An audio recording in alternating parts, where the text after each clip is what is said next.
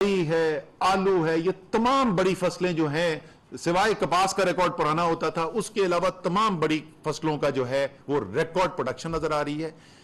और उससे भी शायद ज्यादा अहम, काश्तकार को कीमत मिल रही है।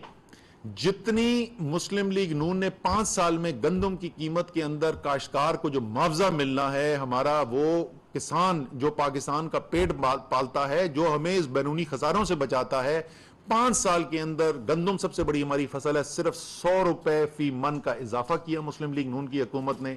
तहरीके इंसाफ की हुकूमत इस साल का जो अभी फैसला हुआ है उसको मिला के 900 रुपए मन से ज्यादा का इजाफा कर चुका है। ये आपको मैं सिर्फ एक मिसाल दे रहा हूं कि किस किस्म की पॉलिसीज थी। इसी तरीके से अगर हम सनत के ऊपर आ जाए, टेक्सटाइल हमारी सबसे बड़ी एम्प्लॉयमेंट देने वाली इंडस्ट्री है, सनत हमारी सबसे ज्यादा। आज से 4 साल पहले सूरत हाल ये थी, फैसलाबाद में लोगों से जाके पूछे, कराची में टेक्सटाइल वालों से पूछे, फैसलाबाद में सरिये के दाम के ऊपर टेक्सटाइल की मशीनरी बिक रही थी। इस वक्त कोई इंडस्ट्री ऐसी नहीं है टेक्सटाइल की जिसके अंदर एक्सपेंशन ना हो रही हो। अरबों डॉलर की नई मशीनरी लाई जा रही है। मजदूरों की किल्लत हो गई है स्किल्ड लेबर की वहां पर, और वो क्यों हुआ? टेक्सटाइल के लिए एक पॉलिसी लाई गई। खास तौर पे उसके अंदर मैं जिक्र करूंगा जो तबानाई की कीमतें थी, बिजली गैस के स्पेशल रेट्स दिए गए, और आपने देखा कि किस तरीके से इजाफा हुआ। मजमूई तौर पर क्या हुआ हमारी एक्सपोर्ट्स के अंदर? 2007-8 से लेके 17-18 10 साल के अंदर मुस्लिम लीग नून और पीपल्स पार्टी की हुकूमत मिलाकर जितनी एक्सपोर्ट्स के अंदर इजाफा नहीं हुआ था, उतना उससे ज्यादा इजाफा सिर्फ इस एक साल 2021-22 में होने जा रहा है। 10 साल उनके एक तरफ और 1 साल हमारा एक तरफ, ज्यादा आपको तरक्की देखने में नजर आ रही है। तो जो हदफ तरजीह सेट की गई कि रोजगार पैदा करना है, जो तरजीह सेट की गई कि एक्सपोर्ट बनानी है, उसके अंदर न सिर्फ जो वादा किया गया था वो रिजल्ट्स आपको नजर आ रहे हैं। मेरा ये मानना है कि अगर आप आलमी हालात को देखें, जिसका मैं भी जिक्र करूंगा, पिछले 2 साल के अंदर सारी दुनिया जो है वो कोरोना की वबा की लपेट में आई। एक दफा फिर तमाम पाकिस्तानियों को मुबारक हो कि हमने जिस तरीके से मिनहसुल कौम उसका मुकाबला किया, दुनिया ने उसकी तारीफ की, और हम अल्हम्दुलिल्लाह अल्लाह ताला की मदद से उससे निकलने के अंदर अब कामयाब हुए हैं। उस 2 साल के अंदर जिस वक्त कोरोना से दुनिया की मईशतें बह रही थी बड़ी बड़ी, पाकिस्तान में पिछले 2 साल के अंदर 32 लाख रोजगार का इजाफा हुआ। इसकी वजह क्या बन रही है? और इसमें ये वाला साल शामिल नहीं है। ये मजमूई तौर पर जो पॉलिसियां लेकर आए, पिछले 15 साल में कोई भी 2 साल तवातर से ऐसे नहीं है जिसमें 5% से ज्यादा हमारी मईशत की रफ्तार नमू हो। जीडीपी ग्रोथ रेट किसी भी 2 साल में तवातर से हमारी 5% से ज्यादा नहीं रही। ये 2007-8 के बाद की मैं बात कर रहा हूं। ये साल इंशाल्लाह, अब ये सियासी जो ड्रामा लगा हुआ है इसका उस गैर यकीनी सूरत हाल का क्या असर पड़ता है वो मुझे पता नहीं, लेकिन हमारे तमाम आदादो शुमार जो पहले 8 माह के थे उसके मुताबिक हम इस दफा फिर इंशाल्लाह 5% से ज्यादा जीडीपी ग्रोथ देखने जा रहे थे। और ये पहली दफा हो रहा था 15 साल में कि 2 साल लगातार हमारी 5% से ज्यादा ग्रोथ हो। ये कोविड के बगैर हो रहा है, और यही मैं दोबारा इसको एम्फसाइज करना चाहता हूं।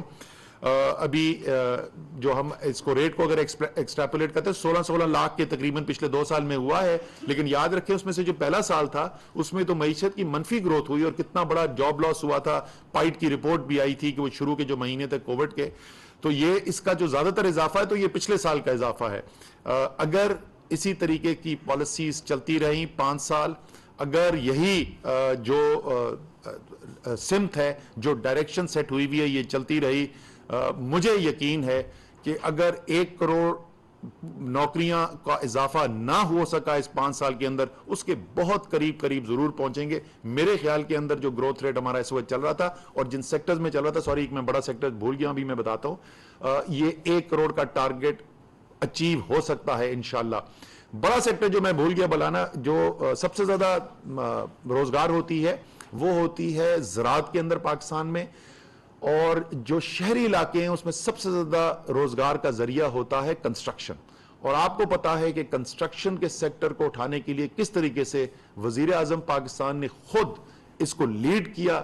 ہر ہفتے میٹنگز ہوتی تھیں, باقاعدہ ایک NCC بنی ہوئی تھی جس کے تھرو وہ مانیٹر کرتے تھے, پالیسیز چینج, اسٹیٹ بینک کی پالیسیز چینج, فائنانس منسٹری کے انسینٹیوز, ایڈمنسٹریٹو اپروولز کے اندر چینجز, فورکلوجر لا جو کورٹس میں پھنسا ہوا تھا اس کو وہاں سے اپروو کرانا, یہ پوری ڈائریکٹ لیڈ کر کے, اور وہ ایک وجہ بن رہی ہے اس امپلائمنٹ کے اضافے کی, کیونکہ اس کے اندر بہت زیادہ تعداد کے اندر لوگوں کو روزگار ملتا ہے. تو یہ میں آپ کے سامنے رکھنا چاہتا تھا مجموعی طور پر کارکردگی جس کی بنیاد کے اوپر, جیسے میں نے کہا, یہ سیاق و سباق ہے جس کی وجہ سے اتنے جو الحمدللہ اچھے ہمیں روزگار بڑھنے کے نمبرز نظر آ رہے ہیں, اس کی یہ وجہ ہے. اب آخر میں کیونکہ سیاسی عدم استحکام کی میں نے بات کی, اس کا بھی میں ذکر کر دوں, تو پاکستانیوں کو میں دو چیز کی کل مبارکباد دینا چاہتا ہوں. ایک تو کل امام الحق اور بابر اعظم نے بڑی شاندار بیٹنگ کی, اور پاکستان نے جو پاکستان کی تاریخ کا سب سے بڑا جو ہے ون ڈے انٹرنیشنل کا رن چیز کر کے جیتے, تو ایک تو اس کی مبارکباد آپ کو دیتا ہوں. دوسرا جو ہے میں مبارکباد دیتا ہوں, اور میں پاکستان کی قوم کو کسی وجہ سے دے رہا ہوں. حالانکہ الیکشن جو ہے کل صرف خیبر پختونخوا کے ایک حصے کے ایک علاقے کے اندر, آدھے تقریباً خیبر پختونخوا کے اندر الیکشن ہو رہا تھا. ابھی تک جو نتائج ہمارے پاس سامنے آئے ہیں, تمام سیاسی پارٹیاں ایک طرف, اور اکیلی تحریک انصاف نے ان سے 1.5 گنا زیادہ تحصیلیں جیتی ہیں. یعنی قوم جو ہے وہ اپنے دلیر لیڈر کے ساتھ کھڑی ہو گئی ہے. اب فیصلہ یہ بڑا نہیں ہے کہ عدم اعتماد کے اندر ووٹ کتنے پڑیں گے, وہ چیز چھوٹی ہو گئی ہے. اب اصل چیز جو ہے, جو فیصلہ ہونے جا رہا ہے, وہ فیصلہ یہ ہونے جا رہا ہے کہ کیا پاکستان کے مستقبل کے فیصلے پاکستان کے عوام کریں گے, یا پاکستان کے مستقبل کے فیصلے چند ضمیر فروش سیاستدان اور ان کے بیرونی آقا کریں گے.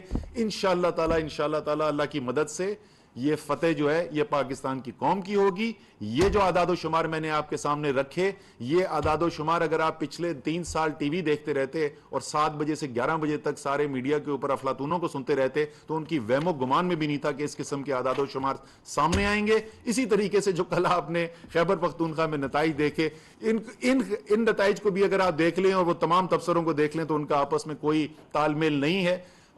پاکستان کی قوم ان سب چیزوں سے اوپر جا چکی ہے اور تیار ہے کہ اب اپنے فیصلے خود کریں گے. بہت شکریہ.